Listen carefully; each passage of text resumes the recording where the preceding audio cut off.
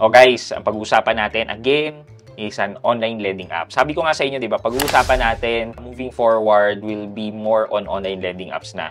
This is because we need to spread awareness regarding dun sa memorandum ni SEC about fair collection practice and also kung lumalawag ba yung company sa Truth in Lending app. Ayan. And syempre, yung mga details na rin ng mga online lending apps such as interest rate, review ng mga customer, gano'ng katagal yung pagbabayad, namamatiya ba yan, etc. So yan yung pag-uusapan natin with Peso Ready.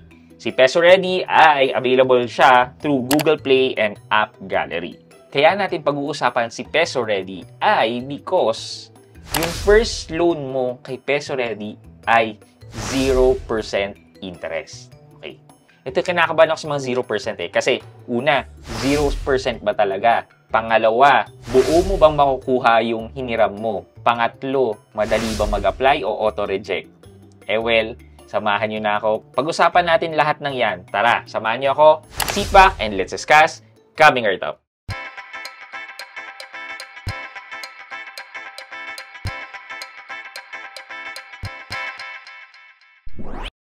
Hi guys, this is Pat and you're in Pat Quintos Review TV. So if you're new here in my channel, I do reviews about personal finance na meron ng experience at ginawa ko na ng videos and playlists makikita nyo dito sa taas. At kung bago ka dito sa channel ko, you may want to consider subscribing to my channel. Okay, so ang haba ng intro ko, no? So, ayun na nga.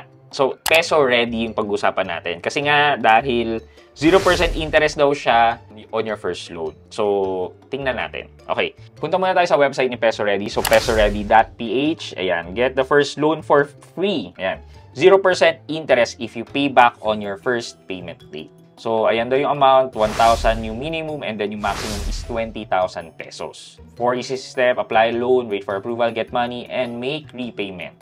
Somehow, parang siya, may kamukha na, or ka-color, pero hindi ko na sasabihin kung sino.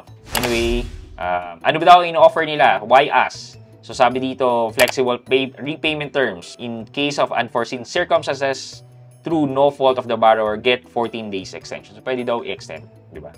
Transparent cost, with the full cost shown up, papakita naman daw nila, and use the calculator to count the fees. May calculator pala sila. Better offer for repeaters. So, mas malaki na siguro yung pwede mo, yung loanable amount mo kung repeat and borrower ka. Simpleng process lang daw, no collateral, and one valid ID, no payslip, and no proof of billing. Fast approval, instant disbursement. Okay. So, dito sa website nila, 4.95 star daw ang overall rating nila, pero hindi tayo titingin dyan ng rating. Titingin tayo mamaya sa Play Store. So, punta tayo dito kay Google Play. Ayan. Na-redirect na tayo kay Peso Ready online lending app. So, si Peso Ready ay under Peso Ready Financing Corporation Incorporated. Corporation na incorporated pa. Okay. And then, i-check natin siya sa SEC and nasa SEC website naman siya, which is yan. So, in short, legal naman ang pagbubukas ng corporation ni Peso Ready. Hindi naman siya colorum, so pwede talaga siya magpautang. Since nandito na tayo, ayan, 4.5 star ang reviews niya. At 9.59k reviews. Ayan, sige. Punta muna tayo dun sa details. Ito. So, ayan, get a special offer for new clients, 0% interest rate, and no other fees. Oh, wow. No other fees. The minimum interest rate is 0% and the maximum APR is 180%. Well, masasabi ko, it's a bold move for them to show yung APR nila at more than 100%. At least, kahit papano, feeling ko trustworthy dito. Okay, sige. For new and valid repeat borrowers, the loan amount is from 1,000 pesos to 30,000 pesos. Pero sa app nila, sa website nila is 20,000 lang. Subject to evaluation. The credit term reaches from 90 days to 720 days. Sabi niya, from 90 days to 720. 720 days, that's 2 years. Wherein minimum repayment period is 90 days. Oh, minimum repayment is 90 days. Okay. For example, a borrower who took 10,000 pesos for 90 days gets 10,000 and has to return 14,500 in 3 equal installment. 4,500 daw yung interest fees and no other debt payments. Ano ibig sabihin? Okay. So, 4,500 daw yung interest fees. So, punta tayo sa calculator. 4,500 divided by 10,000. So, that's 45% sa loob ng 90 days. I-divide natin sa 90 days, so that's 0.005. Okay, so bago to multiply natin to sa 365 days. Yan. Yeah, nasa 1.8 nga. 182 or 183% ay yung APR nila, annual percentage rate. So far, so good siguro dahil medyo totoo naman sila siguro sa mga sinasabi nila. Okay. Pero guys, hindi ko ipapakita sa inyo kung paano mag-install or what. You have to find it out kung gusto niyo talaga mangutang sa kanila. I'm here to show you yung information na makukuha sa kanila at kung nagsasabi ba sila na totoo. It's for you to decide. So now na nakita na natin yan, so let's check yung customer feedback. So eto, latest lang, April 24.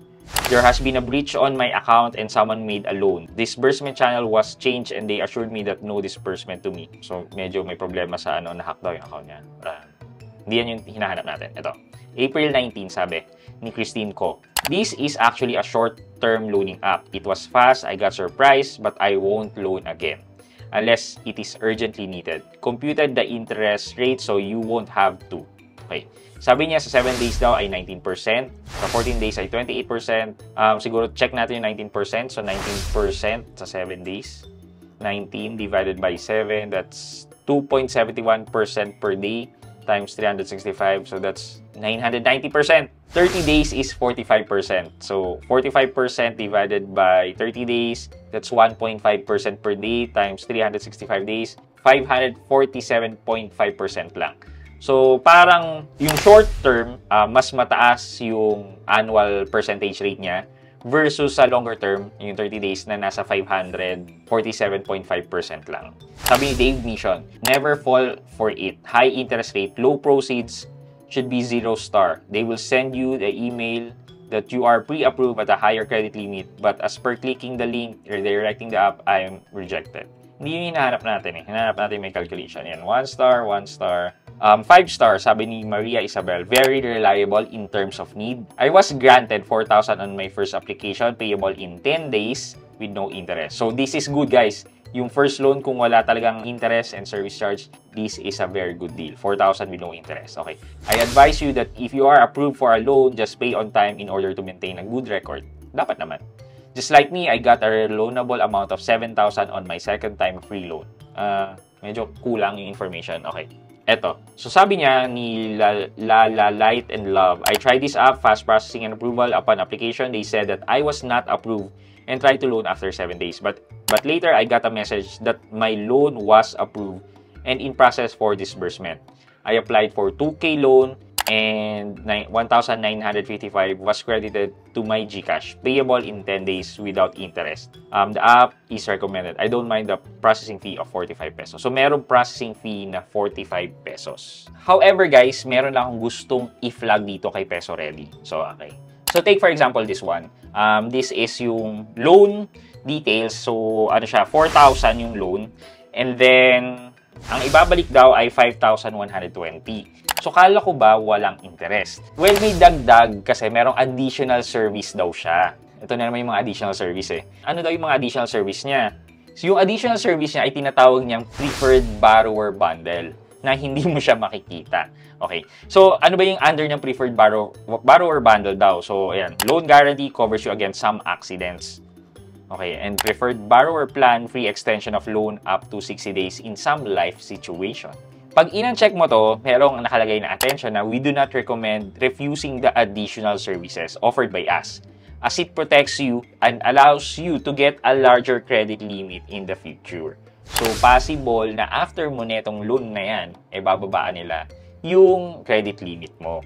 Okay, so syempre, ikaw naman, i-check mo yan, pero alam nyo ba guys kung magkano ang dagdag? So, from 5,120 pesos, magiging 4,600 lang. And payable siya in 30 days. O, diba? Mas lumiit yung interest na babayaran mo na. Magkano? 600 pesos lang in 30 days. So, kung ikakalculate ko yan, 600 divided by 4,000, 0.15. Or 15% yung interest rate. I-divide natin to by 30 days. So that's 0.005. So, tama yung mga calculation natin kanina and times 365 days. So, that's 1.8. So, ito guys, parang okay to. Siguro parang sa lahat ng online lending app na nireview ko, parang ito yung nagsasabi talaga ng totoo. Biruin mo, kaya niya sabihin na 180% ang APR niya, which is galing na yun sa sa phone application na yun na talaga yung makukuha na loan. And yun na rin yung interest, which is yung 600 yung interest. Thus, yung 600 na yan, translate to 180% nga, or ito, 182.5%. Natutuwa ako dahil nagsasabi siya ng totoo, pero hindi ako natutuwa na ganun kalaki ang interest. And yun nga, merong preferred borrower bundle na tinatakot ka na baka ma-lower yung credit limit mo later on. Basically, yan yung calculation natin with Peso Ready. And kung i-compare natin si Peso Ready sa iba't ibang online lending app na na-discuss na natin, well, nandito siya sa tabi ni OLP at 180%. And dito rin sa listahan natin, makikita nyo kung sino may pinakamababang interest rates. So, much better nang piliin nyo yung mas mababang interest rate dyan kesa mag-go through kayo sa mga online lending app na may matataas na interest rate. Okay. So, now na discuss na natin yan, napakita ko na sa inyo na kahit paano okay naman pala si Peso Ready na nagsasabi siya na totoo. Pero in terms of the interest rate nga lang, hindi sobrang taas pero mataas. And then, nag-o-offer din siya ng 0% interest na may bawas lang na 45 pesos para sa processing fee. So, do I recommend? Well, hindi pa rin kasi ang taas pa rin ng 180%. So, kayo, bahala kayo kung gusto nyo mag-apply with Peso Ready. For our question of the day, na-discuss natin yung preferred borrower bundle nila. Parang magbabayad ka ng extra para sa insurance and para ma-make sure mo na hindi bababa yung credit limit mo sa susunod na reloan mo. Okay, for our question of the day, okay lang ba sa inyong magbayad ng additional service like that, the preferred borrower bundle, para lang meron kang insurance or para lang yung next na utang mo mas mataas? Worth it ba yung additional na payment? Let me know sa comment section sa baba at may chance kayo manalo ng 1,000 pesos sa ating weekly GCash giveaway. And syempre, huwag niyo kalimutan maglagay ng hashtag #RoadTo100K subs para sa chance nyo namang manalo ng isang cellphone para sa ating cellphone giveaway until we reach the 100K subscriber milestone. Yun lamang po for today's video, but before we end this video, mag-shoutout po muna tayo at shoutout kay at Jeric Margate 498. Sabi niya, more videos idol, very helpful, hashtag #RoadTo100K subs. At Jeric Margate 498, shoutout po sa inyo at maraming salamat din po sa panonood at pagsuporta ng aking mga videos. Thank you so much. I hope you like this video, leave a thumbs up, and if not, wala nang problema dyan, but continue to support me by subscribing to my channel by clicking the subscribe button and also the bell button sa tabi ng subscribe para makareceive kayo ng latest notification sa lahat ng upload ko. Again guys, this is Pat Quinto and you're in Pat Quinto's Review TV. Bye-bye!